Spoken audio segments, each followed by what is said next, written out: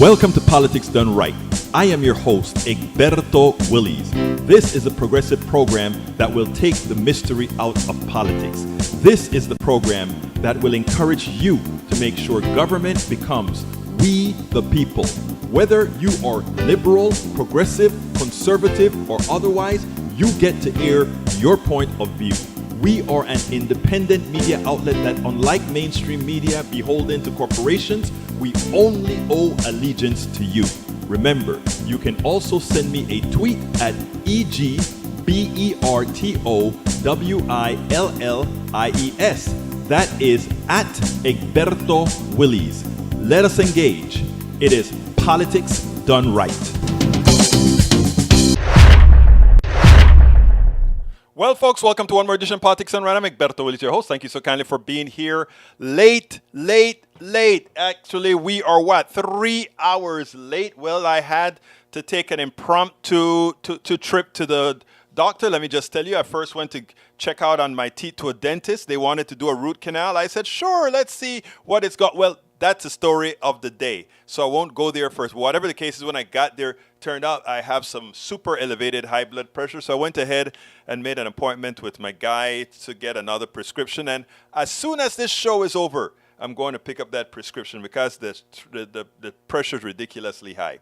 Anyway, let's go ahead and get busy. Michael Rudnin says, CBS News, liberated Ukraine residents rejoice as Russian troops running away from key city of Kharkiv. Ukrainian troops have made sweeping gains, raising their flag again in multiple towns and villages in northeast of the country that were until recently occupied by Russia.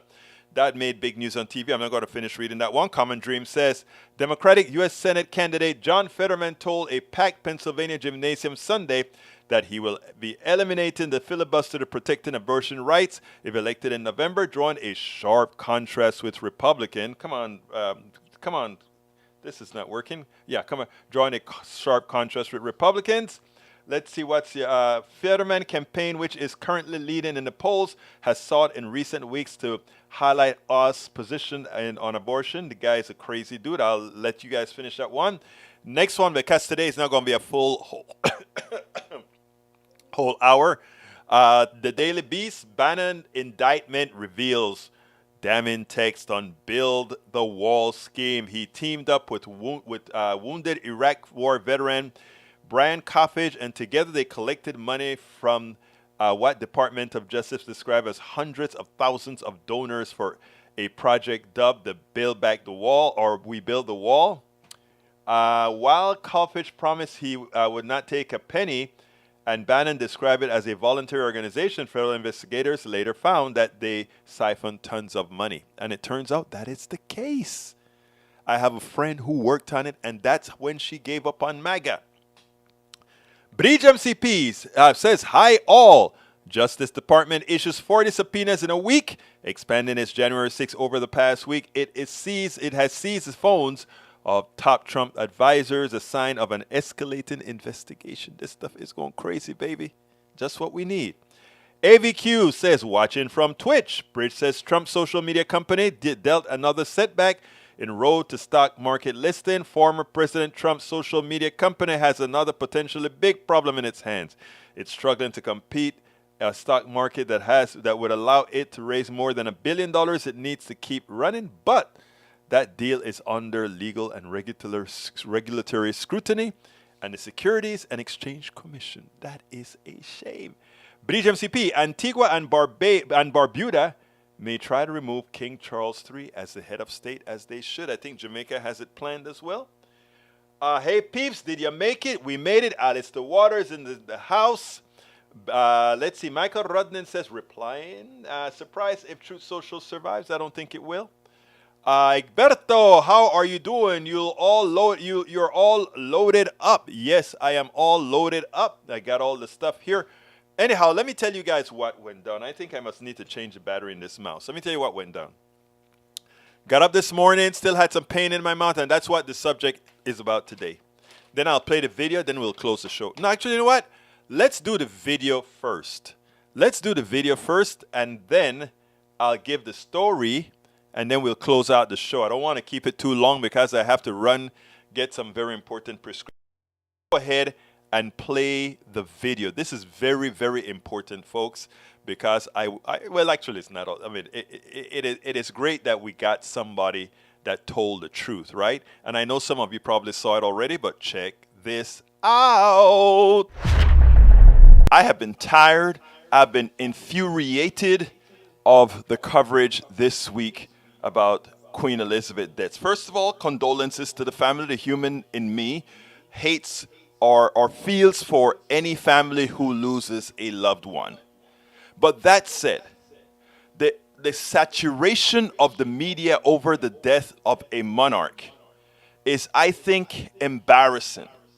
Worse is the fact that as we discuss the monarchy, that in a civilized world now, a world that is trying to relieve itself of the savagery of colonialism and what it has done to people, to the theft that occurred, it was great today to see Ali Velshi not only schooled a historian, but attempt to give him some perspective, whether he liked it or not. This is beautiful. This is what real journalism looks like.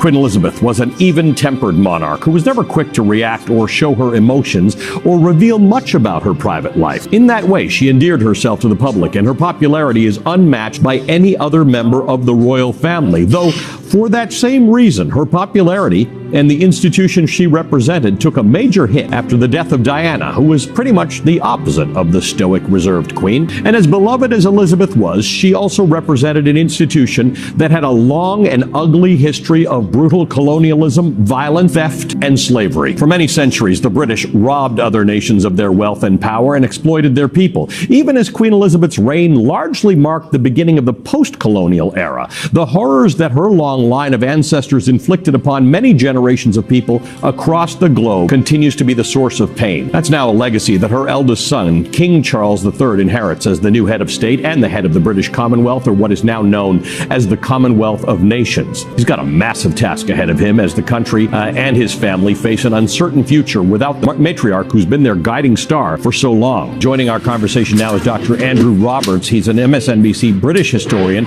the author of many books about the royal family. We just had an historian say that there are many people who are queenists. They're not monarchists. They liked her. They're bored with the institution or think that it needs to change or aren't going to be that into the next king. Give us your evaluation of that. I think that's wildly overstated, frankly. I think when you look at all the opinion polls, we're about 80 to 85% in favour of having a constitutional monarchy. I'm afraid to say, as your introduction was, if we had given so much pain to people throughout history, why was Charles chosen by every single Commonwealth country, many of which are former imperial countries, as the head of the Commonwealth? We abolished slavery. Hold on a second. Andrew, are you really denying what I just said about British colonialism? Are you really doing that, Andrew? Are you really doing that? We abolished slavery. Andrew, this is not a propaganda show. Andrew, I need you to stop. I need you to stop for a second. I need you to stop for a second. Are you really taking issue with the horrors of colonialism, Andrew? I'm certainly taking issue with your remarks about slavery, which we abolished 32 years before you did, and we didn't have to kill 600,000 people in a civil war over it. So you think that that's fine, that there are people all over the world who were born in colonial countries, because when I was born, the British Empire still existed. That's okay for everybody. Which country were you born in? Kenya. Right, and that the Kenyans not only supported the appointment of Prince Charles, now King Charles, as the head of the Commonwealth. We've just had a fantastic statement from the President of Kenya saying what a wonderful thing and the President of the United States is going to attend her funeral. The fact is... So why on earth do you want to concentrate on the negative things of an institution which is 100 years ago now? I can read you my opening again. I didn't concentrate on it. I said that there are many people in the world, many millions of people in the world, I don't know if you have social media, but you should check it out, who don't think we should be celebrating the British monarchy right now. Many in Britain, by the way, many in Britain. No, not many in Britain. There's a lot more people than that around the world who don't see it the same way, who grew up under the yoke of colonialism in the British Empire. The way in which the leaders of the entire world are writing to even evil monsters like Putin are writing to King Charles and saying what a great thing his mother's reign was, which started, as you actually had in your opening intro, you had her talk about the great imperial family to which we all belong. You know, the idea that that is in some way an attack on our past is absurd in my view. Well, it's nice to be able to whitewash that sort of thing, Andrew, and I'm glad that you closed off with the idea that even Vladimir Putin had nice things to say about the Queen. I love it. Even Vladimir Putin had nice things to say about the Queen. He was proud of it. You know, hey, the worst guy in the world. Even he could say something nice about the Queen. Here's the reality, folks. Why did a lot of these countries remain in the Commonwealth? It's simple. It's not hard to realize. Sometimes you have to grab on to that thing which you really, really hate. So it's money, and we all should know that quite well. You know what? I was happy to see that Ali Velshi made one very important statement. This is not a propaganda show. We are not going to be like the other shows who just whitewash what the British Empire represented. Yes, we will mourn that. We'll be sorry. We'll be hurt for the family of the Queen after losing somebody who gave the vision of being nice, but never once did she come out and say the British Empire was wrong. What we did in India was wrong. What we did in slavery was wrong. All these things were absolutely wrong. And she didn't say that because in acknowledging that, the next question is, are you ready for reparations to solve the problems that you created? Are you ready to give back that which was stolen? The reality is, no, they're not. No, they never will be.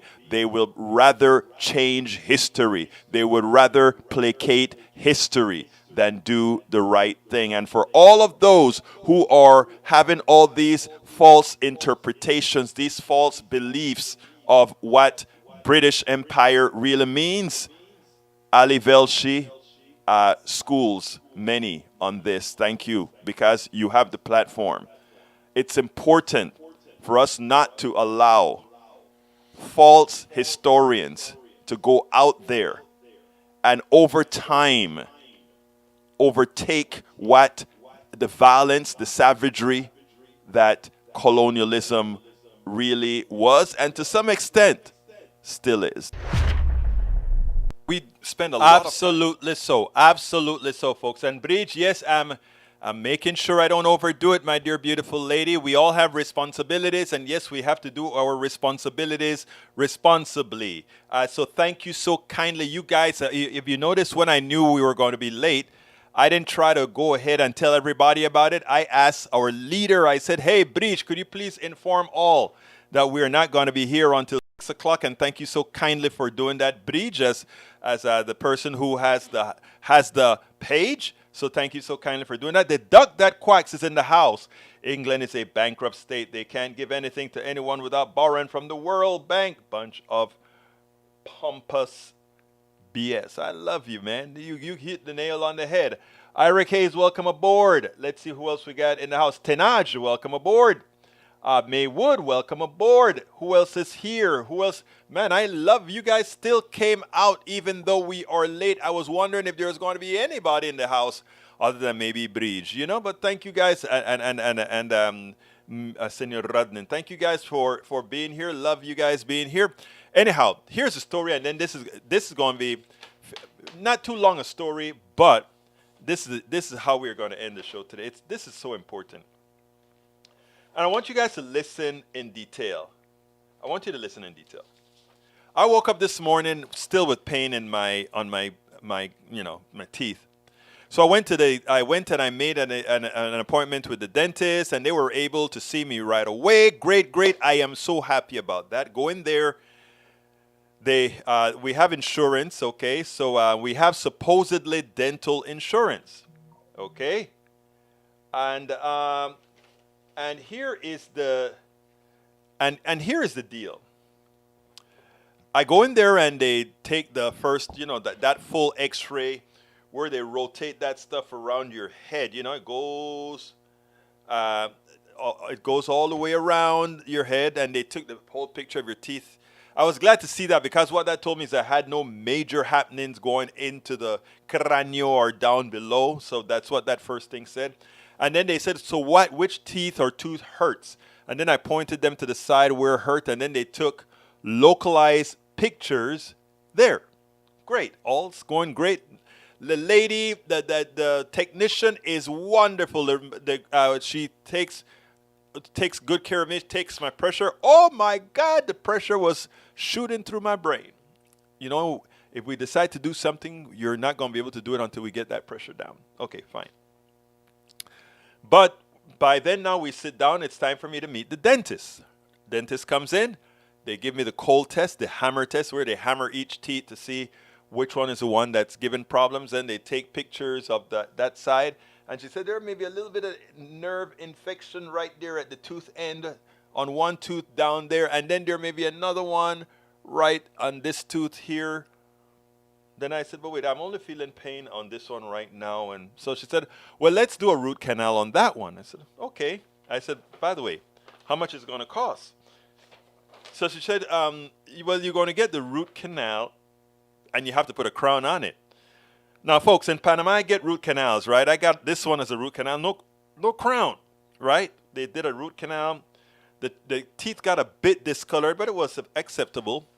They didn't force you to do a root canal. Now, this tooth is all the way in the back. So they're saying, root canal, root canal. I said, okay, but I don't want a crown. I don't want to pay the amount that you guys are going to want for a crown, even though I don't know what it costs. She said, why don't you let them fix the bill for you? I said, okay. Remember, I'm in there with pain for a teeth issue. And it comes to mind what our friend from Canada told me in that interview we did at Netroots. He said when we go into a doctor's office, we never, ever talk money. Ever. We make the patient healthy. Okay. So the business manager comes into the room. I'm there in the room in the couch. She brings a computer screen. She says it's better if I show you on a computer screen. This is what she sent me, right? So I said, okay. The total amount of that visit today to take those x-rays and for the doctor to hammer me a few times was $318. Okay? The insurance took care of that. But then comes the real stuff now. All to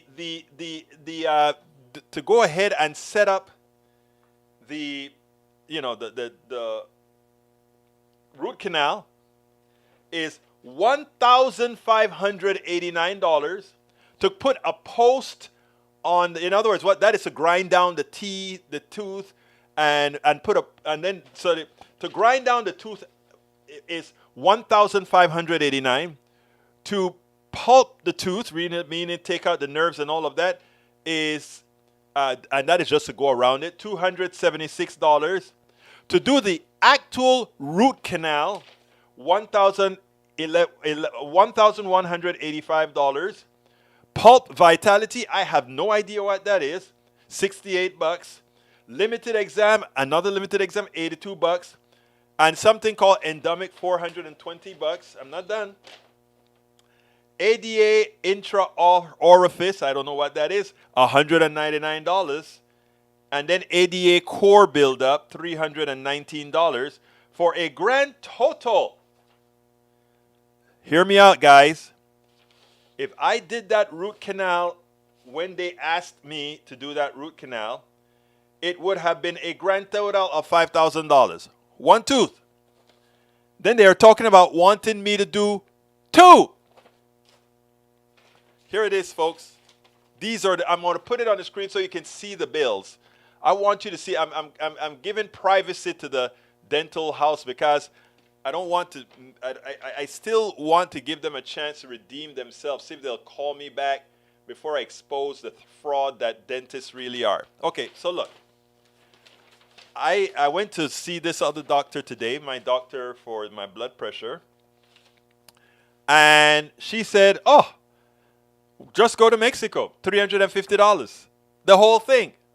So what they're going to do for $5,000 or so may cost me $350 to $500 in Mexico. Cash.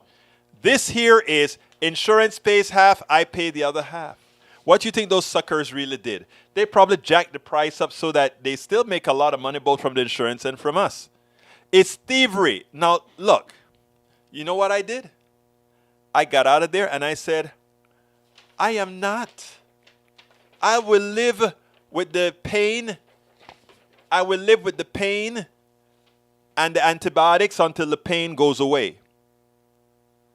You know, Bree says, Egberto, you do know that you can go to a dental school, got excellent treatment, and they take insurance or not. I will look into that. Somebody else told me that. I don't remember when they told me that, but I'll look into that. My insurance covers partial dentist routines, visits according to my correct cleaning and fillings, but root canals and crowns, etc., out of pocket. Yep, it's terrible. If you don't address this pain, it's going to get worse. I'm addressing it. I actually am taking antibiotics for it, and you can actually see where they claim there was an infection. It may be going down because the pain is not as substantial as it was then. So my point is, folks, all of you that are against Medicare for all of you that are into this private healthcare, private medicine, let me tell you, you can decide whether to buy a dinner at a McDonald's or a dinner at some place or not. You have that choice. You can decide whether you want to buy coconut milk or orange milk or whatever. You can decide that. But when you are in pain, when you need a transplant, when you need to cut an organ out, to leave that up to the private sector, to the market, means they have the ultimate power to get you to buy whatever they're selling. And that's what they did. They tried to do with me today. They were making the bet that since I am in so much pain, Egberto, if you need a root canal, that means there's a hole in both your tooth and your nerve pulp. I am pretty sure there is, but what I'm doing is I am using the current state, because that was probably there for a long time. Because I've had similar occurrence that cleared up before. And you're right, Michael Rudden, I'm not disagreeing with you at all. You're absolutely right. You're absolutely right. But what they do, the way they get people to sign their lives away in healthcare, is you are in pain, you are scared, you want to get rid of the pain, you know that you don't have many options, and you just sign whatever they give. Well, they met one crazy sucker today because I was going to sign absolutely nothing. I was not going to take out credit to get them to pay these guys $3,000 or so over time. I was not going to go ahead and do that. I think it's highway robbery what they're doing. It's a transfer of wealth from everybody else to those who have that particular skill and the wherewithal to do it. It is time for these things that require healthcare, energy, and all these things. They do not belong in the private sector. And these are reasons why. I am going to try to make a better blog on this and show why we need to take this out of the private sector. Hey, medical vacation. Oh, yes, I hear you, buddy. I may do just that. Guys, I am at the end of the show today. Like I said, it was only going to be a half-hour show because, again, I need to go get some medicine before things close up, etc. But I want to thank all of you. I mean all of you, for spending this time with me, for still coming out while we're doing this at an odd hour. Tomorrow we should have a full program. I will check dental schools. Thank you, Bridge MCP. Tomorrow we'll have a full program, all willing. So my name is Egberto Willies. This is Politics Done Right. And you guys know how I end this baby. I am what? Out!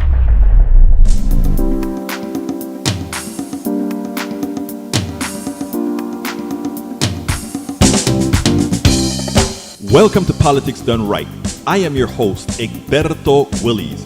This is a progressive program that will take the mystery out of politics. This is the program that will encourage you to make sure government becomes we the people. Whether you are liberal, progressive, conservative, or otherwise, you get to air your point of view. We are an independent media outlet that, unlike mainstream media beholden to corporations, we only owe allegiance to you. Remember, you can also send me a tweet at EGBERTOWILLIES. That is at Egberto Willies. Let us engage. It is politics done right.